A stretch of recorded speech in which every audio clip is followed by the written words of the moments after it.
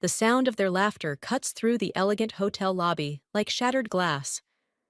I stand frozen behind a marble pillar, my designer handbag suddenly feeling like a lead weight against my arm.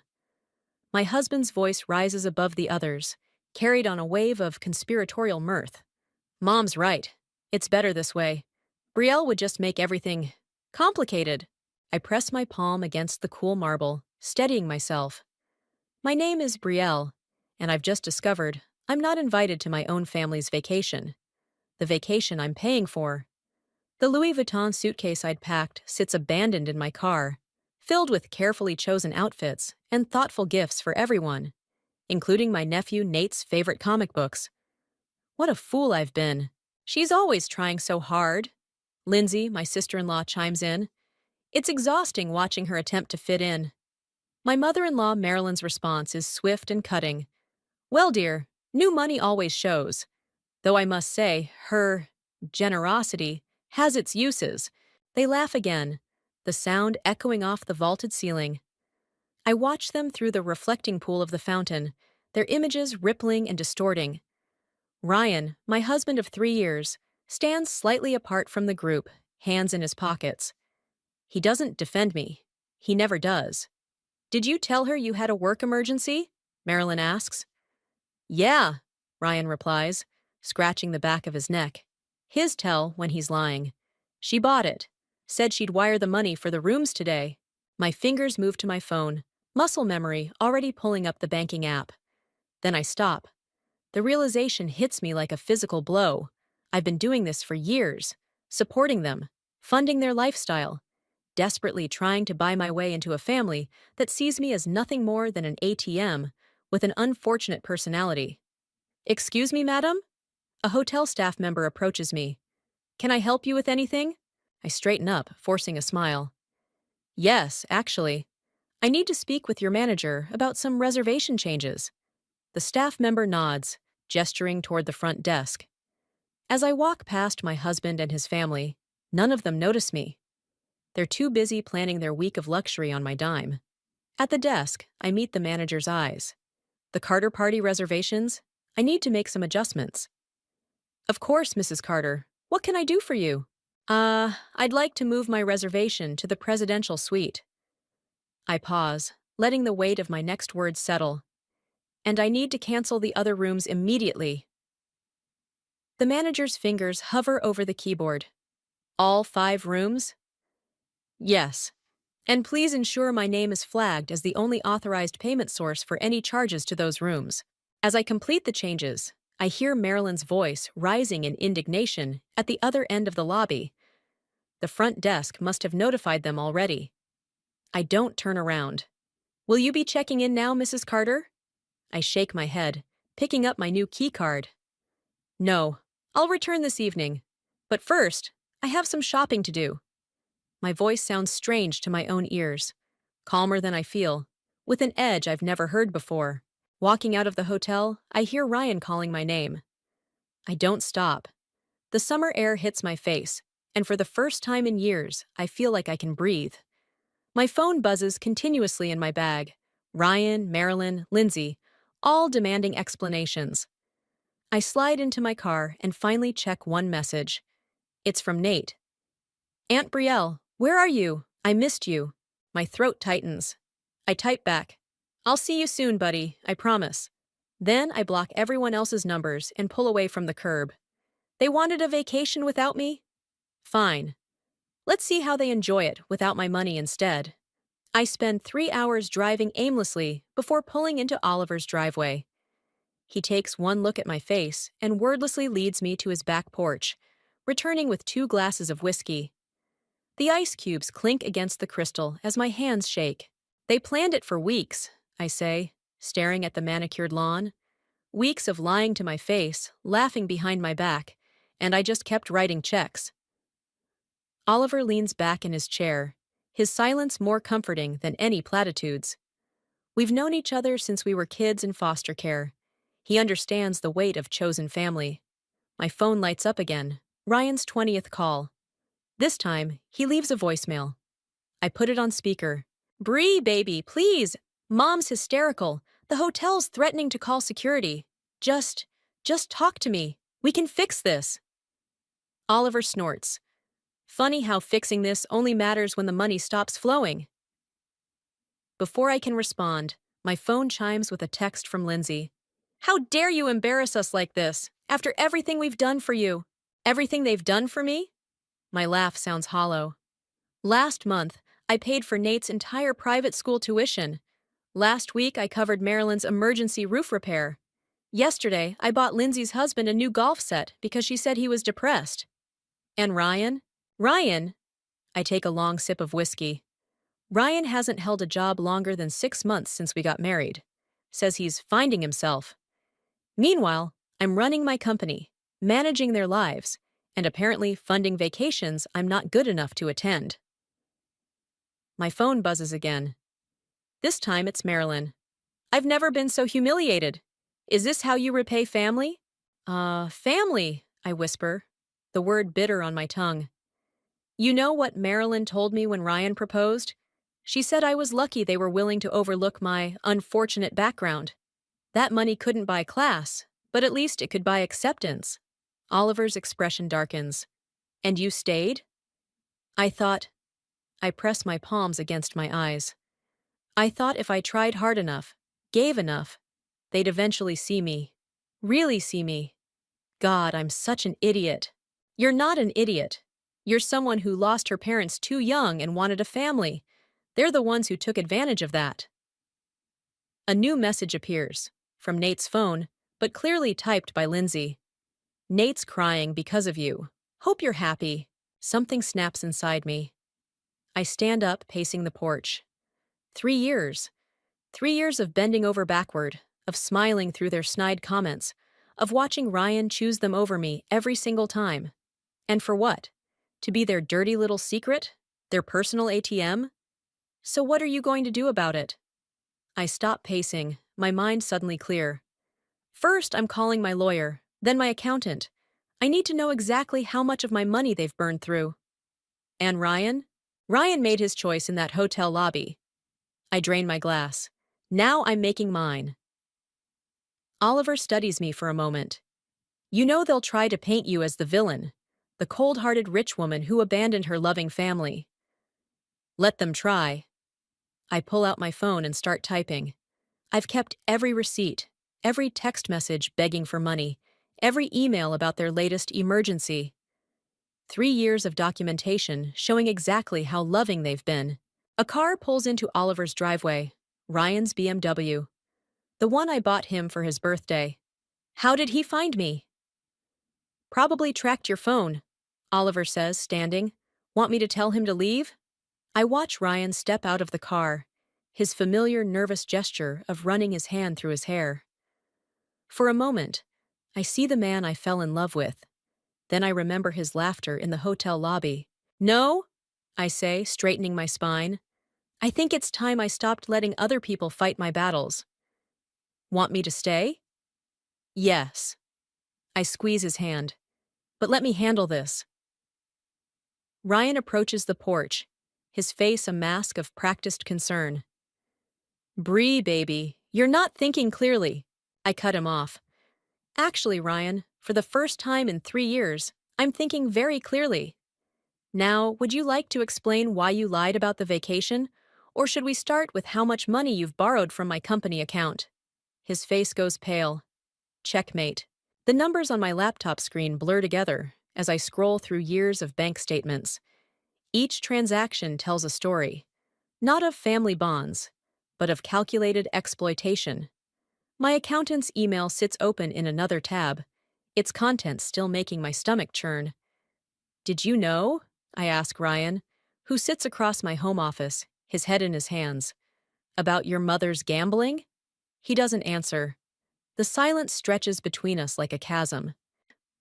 $40,000, Ryan.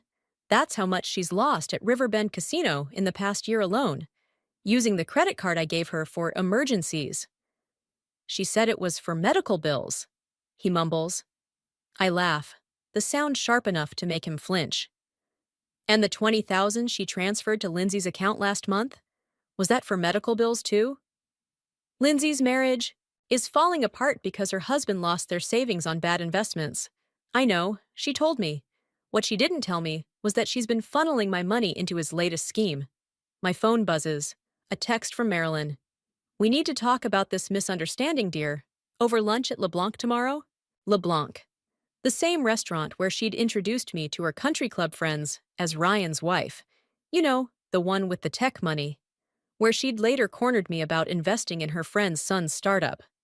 You don't understand, Ryan starts. Mom's always. Always what? Always manipulated people? Always used others to maintain her illusion of wealth? I stand up, pacing. Did you know she told her friends that she bought me my company as a wedding gift? That she's my silent partner? Ryan's head snaps up. She wouldn't. Check your phone. I'm sure someone's already forwarded you the country club newsletter. There's a lovely article about the generous Marilyn Carter mentoring her daughter-in-law in business. He pulls out his phone, his face draining of color as he reads. I'll talk to her. Make her retract it. Like you talked to her about the vacation? Or about using my company's credit line for her shopping sprees? I stop pacing, facing him directly. When exactly do you plan to start standing up to her, Ryan? A knock at the door interrupts us. Through the glass panel, I see Lindsay, her mascara streaked with tears. Perfect timing, as always. Don't, Ryan warns as I move to open the door. But I do anyway. Lindsay bursts in, waving her phone. The bank froze our accounts. How could you do this to us? I froze the accounts I was paying for, I correct her. Your personal accounts are your business. Nate's tuition payment is due next week. Funny you should mention that. I turn back to my laptop, pulling up another document. I was just reviewing the wire transfers. Did you know your mother's been redirecting Nate's tuition money to her personal account? The school hasn't received a payment in months. The silence that follows is deafening. Lindsay sinks into a chair, her face ashen. Ryan stands so abruptly, his chair topples backward. That's impossible, he whispers. Mom wouldn't. The same mom who's been telling everyone she owns my company? The same mom who's been losing thousands at casinos while crying about medical bills? I turn the laptop around. Look at the transfers yourself. As they lean in to read, my phone buzzes again. This time it's Oliver. Documents you requested are ready. Want me to send them to your lawyer? I type back a quick yes, just as Lindsay lets out a choked sob. What are we going to do? She asks, her voice small. We, I echo. There is no we anymore. You made that clear at the hotel. But Nate. I'll pay Nate's tuition directly to the school, I cut in.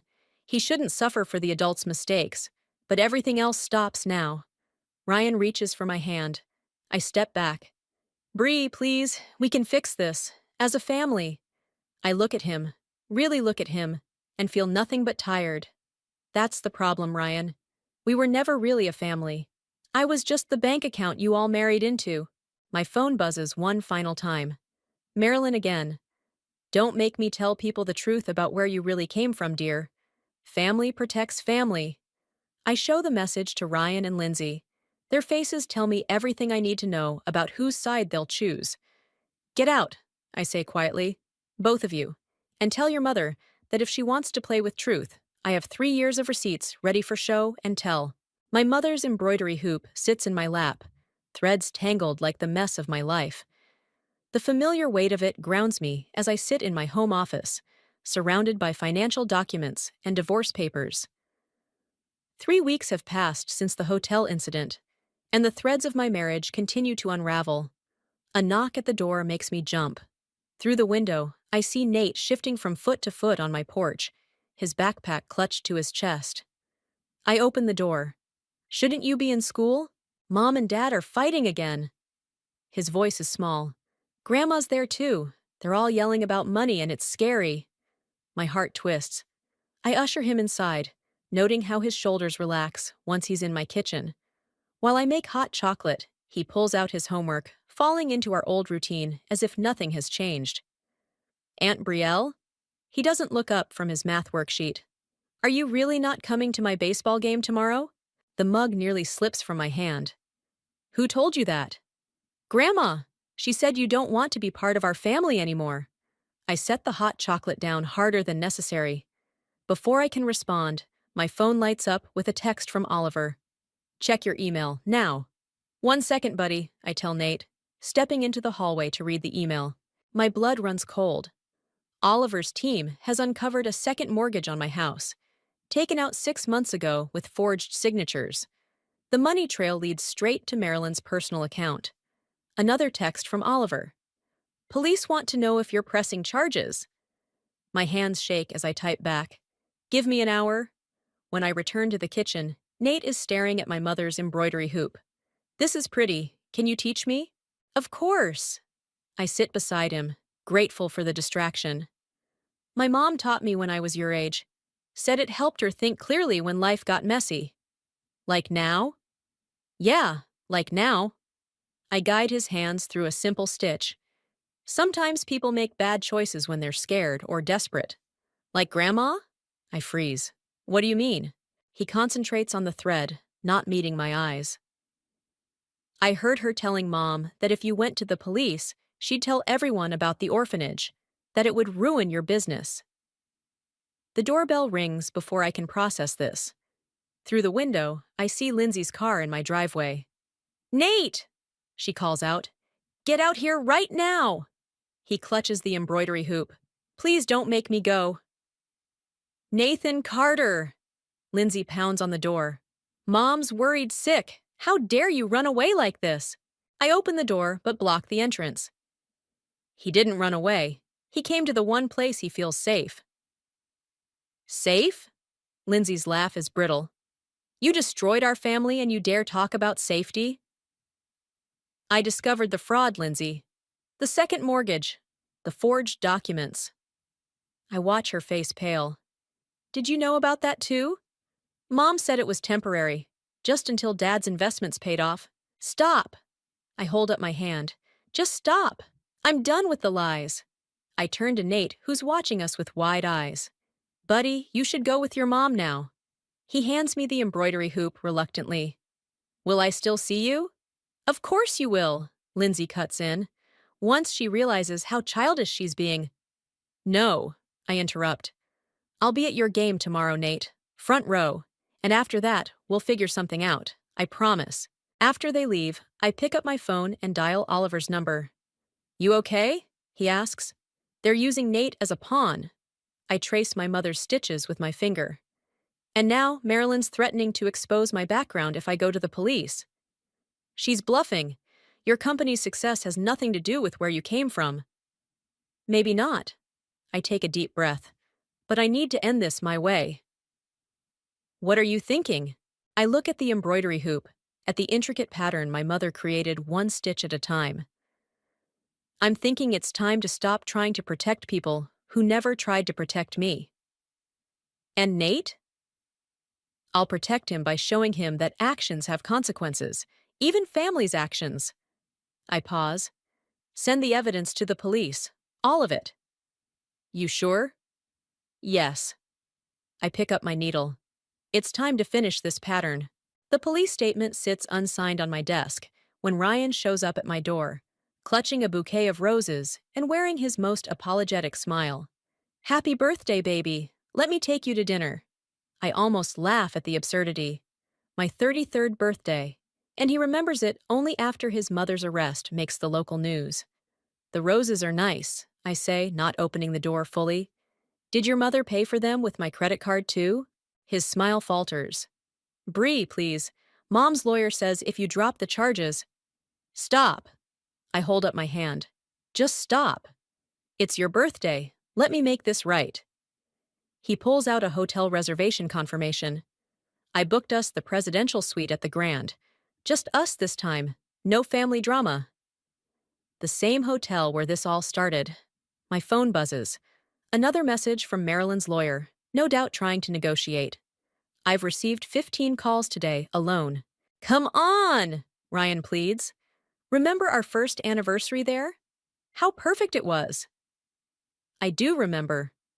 I also remember finding out later that he'd invited his mother to join us for dinner that night, and I'd only avoided that surprise because she'd had a last-minute spa appointment, paid for with my card, of course. Your mother's facing fraud charges, Ryan. Real ones. With real consequences. She made a mistake. We all did. But we're family. Family? I pull out my phone, scrolling through messages. Like when Lindsay told the country club I was investigated for embezzlement?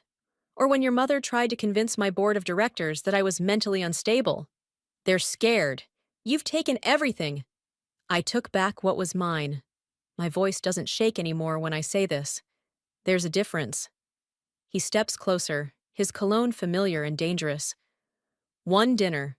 Let me explain everything. Before I can respond, a car pulls into my driveway. Oliver's. He steps out holding a manila envelope, his face grim. Perfect timing, I say, stepping back from Ryan. Come in, Oliver. Ryan's expression darkens. Him? Really? On our birthday dinner night? Your mother's birthday gift arrived early, Oliver says, handing me the envelope. Thought you should see it right away. Inside are screenshots from a private investigator, photos of my childhood foster homes, medical records, court documents about my parents' death, all annotated in Marilyn's elegant handwriting, too traumatized for business leadership, history of family instability, potential PR nightmare. She was going to send these to your shareholders next week, Oliver explains, along with some creative interpretations of your company's financials. Ryan grabs the papers. She wouldn't. She was just protecting herself. From what? I ask quietly. From the orphan who gave her everything she asked for? Who funded her lifestyle? Who tried so desperately to be the daughter she wanted? If you'd just drop the charges. Get out! The words come easily now. Both of you. Oliver raises an eyebrow, but nods, understanding. As he leaves, Ryan makes one last attempt. The hotel reservation, our anniversary suite, is as empty as every promise you've ever made. I hand him back the roses. Give these to your mother. I'm sure she'll appreciate the gesture, especially since she probably paid for them. Bree! I signed the divorce papers this morning. I step back inside. Happy birthday to me. I close the door on his protests and lean against it, listening to his footsteps fade. My phone buzzes again, a text from Nate. Happy birthday, Aunt Brielle. Mom says I can't come over, but I made you something in art class. Attached is a photo of a crayon drawing. Me, teaching him embroidery. Both of us smiling. In wobbly letters across the top, real family. I look at my mother's embroidery hoop, then at Marilyn's annotated investigation photos. 3 years of trying to buy love, of attempting to stitch together a family that was already rotted at the seams. I pick up the unsigned police statement. There's a certain poetry to it. Marilyn trying to use my past against me, not realizing that surviving that past is what finally gives me the strength to do this. I sign my name with steady hands. Some patterns I've learned aren't worth completing. The Grand Hotel's presidential suite feels like a mausoleum. I stand at the window, watching the sunset paint the city gold, while my phone lights up with messages from Ryan's lawyer. Apparently, pressing charges against your mother-in-law is unnecessarily vindictive. A knock at the door makes me jump. Room service wheels in my solitary birthday dinner, the same meal I'd planned to share with the family weeks ago. The waiter's pitying smile tells me he remembers me from that day. Will anyone be joining you, Mrs. Carter? No. I gesture to the empty room. Just me. My phone buzzes again. This time it's Lindsay. Mom's being processed for booking. I hope you're happy. Nate keeps asking why his grandmother is in jail. I block her number, but not before seeing the attached photo. Marilyn in handcuffs, looking small and broken. Nothing like the imperious woman who once told me I'd never truly belong in their world. The champagne tastes like ash in my mouth. Across the room, my reflection fragments in the mirrored walls. Dozens of Brielles, all alone on their birthday. The victory feels hollow. Another knock. This time it's Oliver, his expression grim. You shouldn't be alone tonight, he says, stepping inside. I'm fine. Really? Because the hotel staff said you booked this suite for a week. Planning to hide up here? Before I can answer, my phone rings, an unknown number. Oliver grabs it before I can decline. Hello? His face darkens. She doesn't want to. Hold on. He puts it on speaker. Nate's voice fills the room. Aunt Brielle, are you there? My throat tightens. Hi, buddy. Dad says you're trying to hurt our family, but that's not true, right? You're coming to my game tomorrow? In the background, I hear Ryan's voice. That's enough, Nate. Give me the phone. The line goes dead. Oliver watches me sink onto the couch. They're using him against me, I whisper. They're desperate. The fraud charges. Maybe I should drop them. The words taste bitter. For Nate's sake. And let them win? After everything? I gesture at the elaborate suite, the untouched dinner. Look at me, Oliver. Hiding in the same hotel where this all started, eating alone on my birthday. Some victory. Brielle. Another knock interrupts us. This time it's the hotel manager, looking uncomfortable. Mrs. Carter, there's a situation in the lobby. Your husband and his family are demanding to see you. They're causing quite a scene. I follow him to the security monitors. There they are, Ryan, Lindsay, and several Carter cousins, all wearing party hats and carrying gifts. A grotesque parody of a birthday celebration. They're saying you destroyed their family, the manager explains, that you're mentally unstable from your childhood trauma. My hands shake. How did they? Your mother-in-law's lawyer released your foster care records to the press an hour ago. Oliver shows me his phone. The story's already trending locally.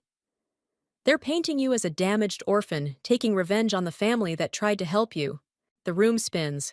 Years of carefully built walls, of protecting my past, crumbling in minutes. Mrs. Carter? The manager shifts nervously. Should we call the police? Through the monitor, I watch Ryan charm the front desk staff, see Lindsay cry prettily for the gathering crowd. They're playing their roles perfectly. The concerned family, trying to help their troubled relative. No, I say finally. No police. Brielle, Oliver warns, don't let them manipulate you. But I'm already walking to the elevator. In my reflection, I see my mother's stubborn chin, her straight spine. The strength that helped her survive until cancer took her, leaving me alone at 12. What are you doing? Oliver follows me. Finishing this. My way. The elevator doors open to the lobby. My husband and his family wait with their audience, their gifts, their practiced concerned expressions. Ready to play out their drama, to cast me as the villain or the victim, whichever serves them better. But they've forgotten something crucial. I learned long ago in those foster homes. Sometimes the only way to win is to change the game entirely. I step out of the elevator, my mother's final lesson echoing in my mind. Sometimes, baby, you have to burn it all down to build something true. The hotel lobby falls silent as I approach. Ryan steps forward, arms outstretched, playing the concerned husband for his growing audience. Bree, sweetheart, we're all here to help. Like you helped yourself to my company's credit line? My voice carries across the marble floor. Or like your mother helped herself to a second mortgage on my house? Lindsay clutches her pearls. The ones I bought her last Christmas. You're making a scene. No. I turn to address the watching crowd. A scene is what your mother made at the country club, telling everyone she built my company. A scene is what you made at the bank, trying to access my accounts with forged documents. That's enough. Ryan grabs my arm. You're having another episode. I wrench away from him. Touch me again, and I'll add assault to the charges. Oliver steps between us, but I wave him back. The crowd has grown, phones recording everything. Perfect. You want to talk about my past? I project my voice, letting it fill the space. Let's talk about it. Yes, I was orphaned at 12. Yes, I went through foster care. And yes, I built a multi-million-dollar company from nothing. Murmurs ripple through the audience. Ryan's cousins shift uncomfortably. What they won't tell you, I continue, is how they used that company's success. How they drained its resources while mocking its founder. How they planned vacations with my money while excluding me from them. That's not true, Lindsay shrieks. We loved you. Really? I pull out my phone. Should I play the recording from this lobby 3 weeks ago? Where you all laughed about keeping me away? Or should I show the bank statements proving where my money really went? Ryan pales. Bree, please. Think about Mom. Your mother thought about herself plenty when she forged my signature, when she planned to destroy my reputation with my childhood records. A new voice cuts through the tension. Is that true, Dad? Nate pushes through the crowd, his baseball uniform dusty from practice. His eyes are wide, questioning. Nate, go wait in the car. Lindsay starts. No? He stands his ground. Is that why Grandma's in jail? Because she stole from Aunt Brielle? The silence is deafening. Ryan looks between his nephew and me, trapped in his own web of lies. They didn't just steal money, Nate. My voice softens. They stole trust. They stole family. We are your family, Ryan explodes. Everything we did because you needed us. You were alone, damaged. I was never damaged. I step closer, meeting his eyes. I was strong enough to survive loss, to build something from nothing. The only damage here is what you did to cover your own inadequacies. Lindsay lunges forward, hand raised to slap me, but Oliver catches her wrist. The crowd gasps. It's over, I announce, loud enough for everyone to hear. The fraud charges stand, the divorce proceeds, and this, I gesture to their gathering, their gifts, their performance. This ends now. You'll regret this, Ryan warns, when everyone knows your story. My story? I laugh, and it feels like freedom. My story is that I survived. I succeeded. And now I'm strong enough to walk away from people who never deserved me. I turn to Nate, who watches with tears in his eyes. Your baseball game tomorrow. I'll be there. Front row. Some promises are worth keeping. Then I face the crowd. These strangers who came for drama, but will leave with truth. The rest of you can read all about it in tomorrow's papers. My lawyer has quite a story to tell. As security finally arrives to escort the Carter family out, Ryan makes one last attempt. Everything I did was for love. No? I watch them go, my voice steady. Everything you did was for money. Everything I did was for love. That's the difference. The lobby slowly empties, leaving me with Oliver and the echoes of confrontation. My hands shake, but my spine is straight. You okay? Oliver asks. I look at my reflection in the marble floors, no longer fragmented, no longer hiding. I'm free. The baseball field buzzes with weekend energy as I find my seat in the front row. Parents clutch coffee cups and cheer cards, unaware or uncaring of yesterday's hotel drama. Social media moves fast. Today's scandals have already buried yesterday's viral videos. Nate spots me from the dugout and waves. I wave back, ignoring Lindsay's rigid posture 3 rows behind me. The divorce papers were signed this morning, their weight still fresh in my hands. Ryan didn't show up. Bold choice, Oliver says, settling beside me with hot chocolates. Coming here after everything. Some promises matter more than revenge. Nate steps up to bat, his stance perfect. We practiced for hours in my backyard last summer. The pitch comes fast, but he's ready. The crack of bat meeting ball echoes across the field. As he runs, something falls from his pocket.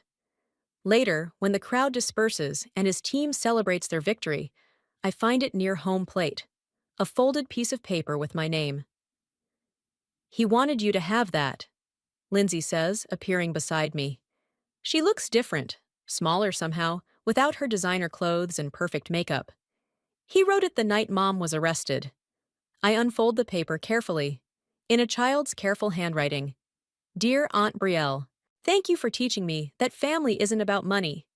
Mom says we can't be family anymore, but she also said lying was okay sometimes, so I don't believe her.